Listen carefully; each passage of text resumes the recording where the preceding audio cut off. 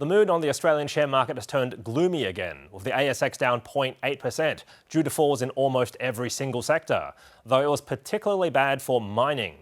One reason why is because oil prices have shot up above $90 a barrel again, as the US and Iran were only able to manage a few days without resorting to violence. So if you've been asleep for the past week or so, you really haven't missed all that much, apart from oil prices surging to really scary levels, then plunging on hopes of peace, and then rising again as those hopes were very quickly dashed.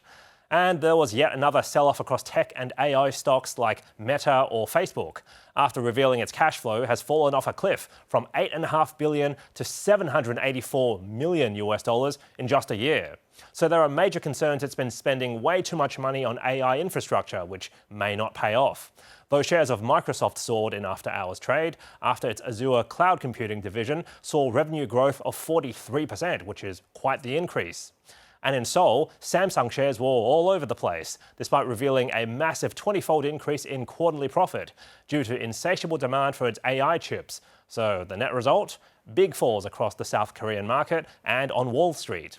The US market in particular was hit hard by the Federal Reserve's decision to keep interest rates on hold. As ridiculous as that may sound, it's because markets have decided the new Fed chair Kevin Warsh may have a credibility problem, as so far he's been all talk but no action when it comes to how hard he claims he'll be fighting inflation in the US. And finally, the Aussie dollar is a little bit weaker at 69.5 US cents. And that's finance.